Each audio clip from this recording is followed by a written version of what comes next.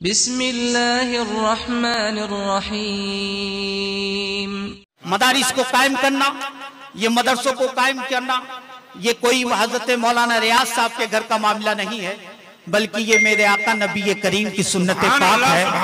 मेरे आका नबी करीम ने मक्के शरीफ में सबसे पहले जो इदारा कायम किया है वो दारे अरकम को बनाया था।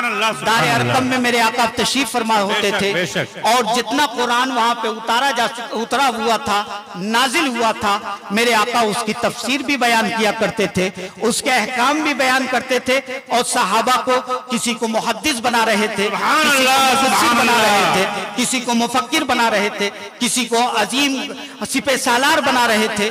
फिर उसके बाद मक्के से ये इदारा मदीने में गया है और जब मदीने में गया है तो जिसे हम असहाबे सुफ़ा का चबूतरा कहते हैं, ये मेरे आका का अजीम इदारा था। इस पर जो है बैठकर कभी कोई जो है मुहद्दिस बन रहा था, कोई अबू बकर सिद्दीक बन रहा था, तो कोई उमर फारूक आजम बन रहा था। कुछ लोग मुहद्दिस बन रहे थे, कुछ मुफक्किर बन रहे थे, कुछ जो है सूफी बन रहे थे और कुछ जो है सिपह सालार बन रहे थे।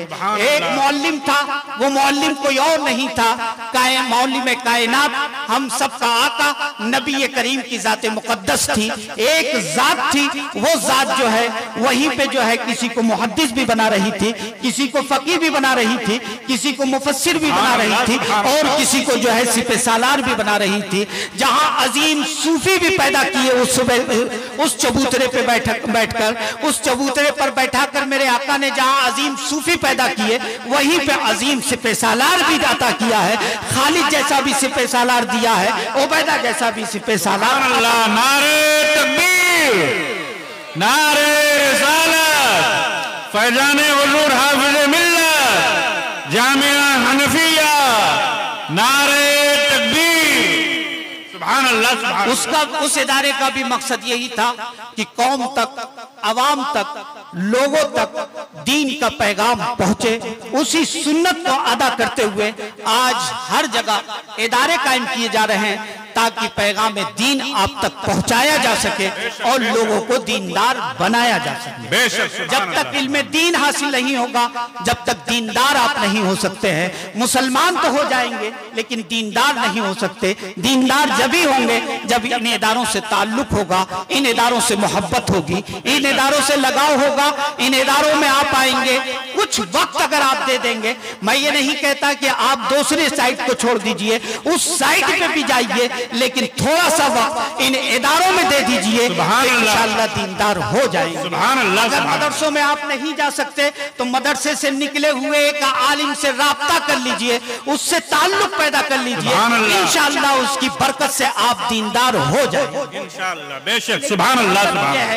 क्योंकि ये इदारे हमें शऊर जिंदगी भी अता करते हैं और ये इदारे हमें शऊर बंदगी भी अता करते हैं। यही इदारे हमें सब कुछ अता करते हैं। इन्हीं इदारों से हमें इश्क रसूल भी मिलता है, इन्हीं इदारों से हमें मोहब्बत रसूल भी मिलती है, इन्हीं इदारों से हमें शरीयत भी मिलती है, इन्हीं इदारों से हमें तरीकत भी मिलती है, इन्हीं इदारों से हमें सारा पैगाम मिल रहा है, पूरा दीन जो मिल रहा है इन्हीं इदारों से मिल रहा है।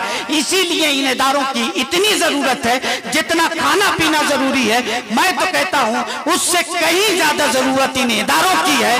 क्योंकि बगैर खाए पिए इंसान बस इतना ही तो होगा कि दुनिया से चला जाएगा। अगर ये इदारे मिट गए तो फिर उसका ईमान उसके हाथ से जाएगी। इसलिए इन इदारों का वजूद जरूरी है। ये इदारे ही हमें शरीयत देते हैं, ये इदारे ही हमें माँ बाप के हुकूक भी बता रहे हैं, यही इदारे बाप का हक भी बता रहे हैं, यही इदारे माँ का हक भी बता रहे हैं, यही इदारे भाई का भी हक बता रहे हैं, यही इदारे बेटे का भी हक बता रहे हैं, यही इदारे माँ का भी हक बता रहे हैं, यही इदारे बहन का भी हक बता रहे हैं, यही इदारे दोस्त का भी हक बता रहे हैं, यही इदारे जो है हमें सारे हुकूक समझा रहे हैं। पड़ोसी का हक क्या है? अगर इन इदारों से उलमा बंद हो गए तो फिर ये हमें शरीयत मिलना बंद हो जाएगी और ये बंद हो गया तो हमारी शनाख्त खत्म हो जाएगी, हमारी पहचान। इसलिए इदारों का होना जरूरी है क्योंकि इन इदारों से हमारी पहचान है, इन इदारों से हमारी शनाख्त है, इन इदारों से हमारा वजूद है। ये इदारे हमारे अमल की भी हिफाजत करते हैं और ये इदारे हमारे ईमान की भी हिफाजत करते हैं। ये हमारे हिफाजत कर रहे हैं। तो मेरे दोस्तों और बुजुर्गों, तो जरूरत इस बात की है कि इन इदारों से सच्ची मोहब्बत की जाए, इन इदारों से प्यार किया जाए, इन इदारों से लगाव रखा जाए, इनकी हिफाजत की जाए। ये बचे रहेंगे तो हमारी शनाख्तें भी बची रहेंगी, हमारी आने वाली नस्लें भी बची रहेंगी, क्योंकि यहीं से हमें रसूलुल्लाह का दीन भी मिल रहा है, रसूलुल्लाह की शरीयत भी मिल रही है, रसूलुल्लाह का तरीका भी मिल रहा है। कहीं और आपको नहीं मिलेगा, अगर मिलेगा तो इन्हीं इदारों में मिलेगा। इसलिए इन इदारों से मोहब्बत करना जरूरी है मेरे दोस्तों और बुजुर्गों। तो ये असातिज़ा किराम दिन रात अपनी मेहनत और मशक्कत से इन बच्चों को तैयार किया है, संवारा और निखारा है। आज इनके सर पे दस्तार बंदी है। आपने मेहनत की, मोहब्बत की और आपने ताउन किया है, उसका समरा आज की रात में आपकी निगाहों के सामने आएगा कि हमने हनफिया की कितनी मदद की थी, हमने हनफिया का कितना ताउन किया था, हमने हनफिया को कितना दिया था, उसका हुआ क्या है, उसका फल आज की शब में आपके सामने ये उलमाए किराम पेश करते हैं मेरे दोस्तों और बुजुर्गों। तो इसलिए जरूरत है कि इन इदारों से मोहब्बत की जाए। और मैं तो कहता हूं कि जिस बुजुर्ग की तारीख उठा के आप देखेंगे, जिस बुजुर्ग की तारीख उठा के देखिए, पहले उन्होंने मदरसों में दाखिला लिया है, उसके बाद जो है तरीकत की मंजिलें तय की हैं, शरीयत की मंजिलें तय की हैं। अभी मुझसे पहले पीरे तरीकत बयान कर रहे थे, सूफी साहब क़िबला अलैहिर्रहमा का भी जिक्र कर रहे थे, हुज़ूर हाफ़िज़ मिल्लत का भी जिक्र कर रहे थे। हुज़ूर हाफ़िज़ मिल्लत ने भी पहले मदरसे में दाखिला लिया है, फिर उसके बाद वलायत की मंजिलें तय की है। सूफी साहब क़िबला ने भी पहले मदरसे में दाखिला लिया है, फिर जाके जो है ये मंजिलें तय की है और ये मर्तबा पाया है। इसलिए जरूरी है, क्योंकि कोई बगैर शरीयत के, बगैर इल्म दीन हासिल किए वली हो ही नहीं सकता है, वली हो ही नहीं सकता है। वली होने के लिए शर्त है कि पहले उसे शरीयत हासिल हो, बेशक इल्म दीन हासिल हो। जब तक इल्म दीन हासिल नहीं होगा वो वली हो ही नहीं सकता है। वो जादूगर तो हो सकता है, कुछ और भी हो सकता है, शोबदेबाज तो हो सकता है, लेकिन वली नहीं हो सकता, अल्लाह का महबूब बंदा नहीं हो सकता, अल्लाह का वो दोस्त नहीं हो सकता। अल्लाह का दोस्त होने के लिए इल्म दीन जरूरी है, शरीयत जरूरी है, रसूलुल्लाह का शरीयत जरूरी है, रसूल पाक का तरीका जरूरी है। मेरे दोस्तों और बुजुर्गों, जिसकी भी तारीख आप उठा के देखेंगे तो आपको मिलेगा, आपको मालूम होगा कि इन बुजुर्गों ने सबसे पहले मदरसों में दाखिला लिया है। गरीब नवाज की बारगाह में आप नारे तकबीर, नारे रिसालत, उस्ताजुल उलमा हजरत अल्लामा नुमानी साहब क़िबला, नारे रिसालत, फैजाने हुजूर हाफिज़ मिल्लत, जामिया हनफिया, जश्न दस्तारे फजीलत, नारे तकबीर। माशाअल्लाह माशाअल्लाह। मैं अर्ज कर रहा था कि इन इदारों की जरूरत क्या है। और आज हजरत आज मामला यह है कि गवर्नमेंट भी और भी सबकी निगाह इन्हीं इदारों पे है, इन इदारों पे ही है। इन इदारों को खत्म करने के लिए, इसका मॉडरेशन करने के लिए, चेंज करने के लिए, तब्दील करने के लिए निसाब चेंज किया जा रहा है, सब कुछ बदला जा रहा है। वजह क्या है? फिक्र सिर्फ इन इदारों की क्या है, क्यों है? वजह असल यह है कि दुनिया जानती है इन इदारों को खत्म कर दिया जाए तो मुसलमान खुद ब खुद खत्म हो जाएगा, इनकी शनाख्त खुद ब खुद मिट जाएगी, ये इदारे खत्म हो जाएंगे तो इन्हें रसूलुल्लाह की शरीयत भी नहीं मिलेगी, रसूल पाक के तरीका भी नहीं मिलेगा, इश्क़ रसूल भी नहीं मिलेगा। और जब ये नहीं मिलेगा तो ये मुसलमान खुद ब खुद मिट जाएगा और ख़त्म हो जाएगा। इसलिए दुनिया की निगाह है कि इन इदारों को तब्दील कर दिया जाए, स्कूलों में तब्दील कर दिया जाए, ताकि ये रसूलुल्लाह की तालीम हासिल न कर सकें। अगर रसूलुल्लाह की तालीम हासिल करते रहेंगे तो फिर इन्हें मिटाना हमें मुश्किल हो जाएगा। हम इसी को मिटा देते हैं ताकि इस कौम को मिटाना आसान हो। मेरे दोस्तों और बुजुर्गों, तो इन इदारों से सच्ची मोहब्बत की जाए, इन इदारों से सच्चा लगाव रखा जाए, इन इदारों से प्यार किया जाए, इनकी हिफाजत की जाए। इनको इनकी हिफाजत करेंगे तो इनकी हम हिफाजत करेंगे तो ये हमारी हिफाजत करेंगे, हमारी आने वाली नस्लों की हिफाजत करेंगे। वरना जो हालात पैदा होते जा रहे हैं आने वाली नस्लों को न जाने उन्हें सही करके वजू का तरीका भी नहीं मालूम होगा, ना ही उन्हें गुस्ल का तरीका मालूम होगा, ना उन्हें अपना दीन सही मालूम होगा, ना खुलफाए राशिदीन की तारीख मालूम होगी, ना सहाबा की जिंदगी मालूम होगी, ना अपने बुजुर्गों की सीरत मालूम होगी, ना कुछ तरीका मालूम होगा। ये सारी चीजें मिट जाएंगी। आने वाली नस्लों की अगर हिफाजत करनी है और आपने भी हिफाजत करनी है तो इन इदारों के साथ मोहब्बत करनी होगी, इन इदारों के साथ लगाव रखना होगा, इन इदारों के साथ प्यार करना होगा और उलमाए किराम से मोहब्बत करनी होगी, उनसे लगाव रखना होगा, उनसे प्यार करना होगा और अपना कुछ वक्त इन बुजुर्गों की बारगाह में देना होगा। और जब तक आप अपने बुजुर्गों की बारगाह में वक्त नहीं देंगे कामयाब नहीं हो सकते हैं, दीनदार नहीं हो सकते हैं। इसलिए जरूरत है कि इन बुजुर्गों की बारगाह से जुड़ा जाए, इनसे मोहब्बत की जाए, इनसे लगाव रखा जाए, ताकि हमारा ईमान भी बचा रहे, हमारा अमल भी बचा रहे, हमारी शनाख्त भी बची रहे। इसलिए इन बुजुर्गों से मोहब्बत करना जरूरी है। दोस्तों और बुजुर्ग, तो मैं ये अर्ज कर रहा था कि ये हर साल जो बच्चे फारिग हो रहे हैं, ये असातिज़ा किराम बड़ी मेहनत और मशक्कत के साथ और अराकीन भी अपना वक्त दे रहे हैं और कोशिश करते हैं।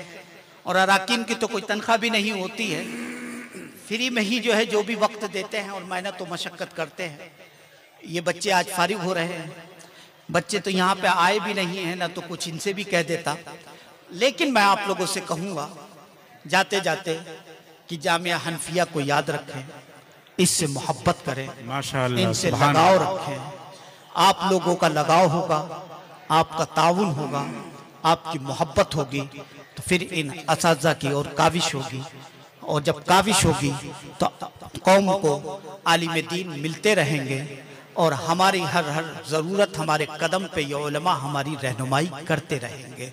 क्योंकि कौम, मैं आपसे इतनी बात गुजारिश कर रहा हूँ कि ये जो उलमा किराम हमारे स्टेज पे बैठे हुए हैं, उलमा की अहमियत हमारी जिंदगी में इतनी है कि हमारे पैदा होने से लेकर कब्र में जाने तक जो है हर कदम पे जो है इनकी जरूरत पड़ा करती है। माशाअल्लाह, इन उलमा की जरूरत पड़ती है, हाफिज साहब की जरूरत पड़ती है, इमाम साहब की जरूरत पड़ती है।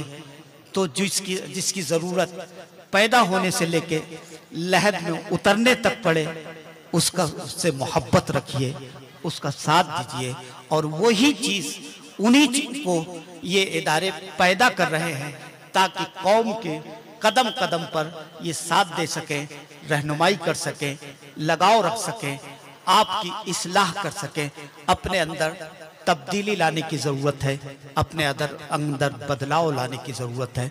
हालात, जमाना हमें मिटाने की कोशिश कर रहा है, जमाना हमें मिटाने की कोशिश कर रहा है, लेकिन जमाना तो कर रहा है जो कर रहा है, लेकिन हम खुद जो है अपने आप को मिटने के हालात पैदा करते जा रहे हैं। हम खुद पैदा कर रहे हैं, हम अपने आप को मिटने के जो है हालात खुद पैदा कर रहे हैं। हर शख्स अपना अपना जायजा ले कि हमारा कदम कितना शरीयत के मुताबिक उठ रहा है। हमारी मस्जिदें कितनी आबाद हैं। फजर के वक्त अगर मस्जिदों में चले जाइए तो क्या हाल होता है, वो किसी बुजुर्ग से पूछ लीजिएगा कि सुबह में फजर में कितने हमारी मस्जिद में लोग रहते हैं।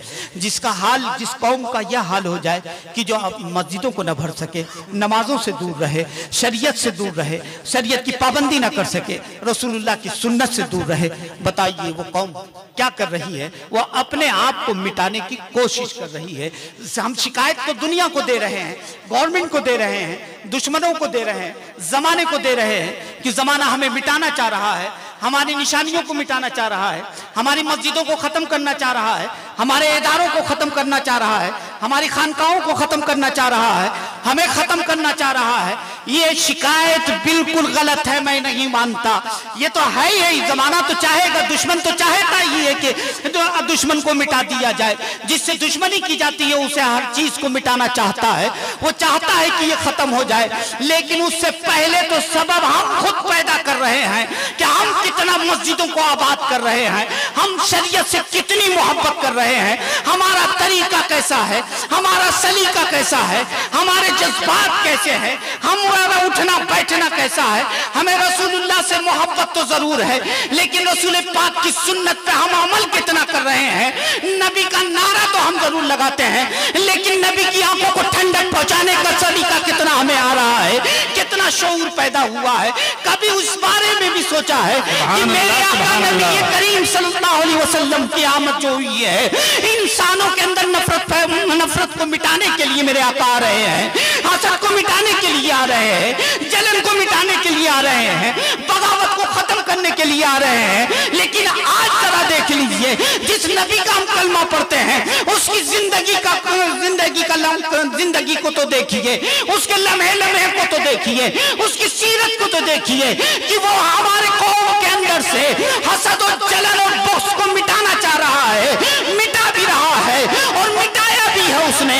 लेकिन हम उसका कलमा पढ़ रहे हैं और आज सबसे ज्यादा अगर बुग़्ज़ पाया जा रहा है तो मुस्लिम कौम के अंदर पाया जा रहा है, हसद पाया जा रहा है तो मुस्लिम कौम के अंदर पाया जा रहा है, बगावत पाई जा रही है तो मुस्लिम कौम के अंदर पाई जा रही है, अपने भाई से नफरत अगर पाई जा रही है तो मुस्लिम कौम के अंदर पाई जा रही है, एक दूसरे से जलन जो हो रही है मुस्लिम कौम के अंदर हो रही है। अपने भाई को आगे बढ़ते हुए मुस्लिम कौम में ही कोई बर्दाश्त नहीं कर पाता है। अगर एक भाई तरक्की कर रहा है, आगे बढ़ रहा है, तो कोशिश ये होती है कि इसकी टांग खींचकर मैं अपने पीछे कर दूं। कभी हाथ ये नहीं उठते हैं, ए मेरे मौला तूने इसको तरक्की दी है और तरक्की दे दे, इसके सदके में मौला मुझे भी तरक्की दे दे। कभी इसकी तरफ हम नहीं बढ़ते हैं, कभी इस तरफ नहीं बढ़े हैं। हमेशा हसद और जलन में अपने भाई से बुग़्ज़ रखना, नफरत रखना, ये सबसे ज्यादा हमारे मुसलमानों में पैदा होता जा रहा है। मेरे दोस्तों और बुजुर्गों, जरा हमें अपनी जिंदगी का मुताला करना होगा, अपने आप को देखना होगा, अपनी जिंदगी को देखना होगा, अपना मुहासबा करना होगा। अगर जमाना कुछ भी कर रहा है करने दीजिए, पहले हमें अपने आप के अंदर तब्दीली लानी होगी, हमें बदलना होगा, हमें अपने अंदर इंकलाब लाना होगा। हम कितना अपने अंदर इंकलाब ला रहे हैं ये मुहासबा करना होगा। और जिस दिन हमने अपनी जिंदगी को सीरत मुस्तफ़ा के साँचे में ढाल दिया तो कोई मिटाने वाला हमें मिटा नहीं सकता है, कोई नहीं मिटा सकता है, बल्कि मिटाने वाला तो खुद ब खुद मिट जाएगा, लेकिन हमें नहीं मिटा सकता है। शर्त है कि सीरत मुस्तफ़ा के साँचे में ढल तो जाओ। हम मस्जिदों को तो आबाद कर दें, शरीयत के पाबंद तो हो जाए, दीनदार तो हो जाए। जिस दिन हमारे अंदर ये इंकलाब आ गया, इंशाअल्लाह हमारी जिंदगियां कामयाब हो जाएंगी, हालात बदल जाएंगे, सब कुछ बदल जाएंगे। तो मेरे दोस्तों और बुजुर्गों, इन इदारों से मोहब्बत करिए ताकि ये आपके लिए उलमाए किराम की टीम पैदा करते रहें, आपकी भी इस्लाह होती रहे और आपके आने वाले नस्लों की भी इस्लाह होती रहे। वमा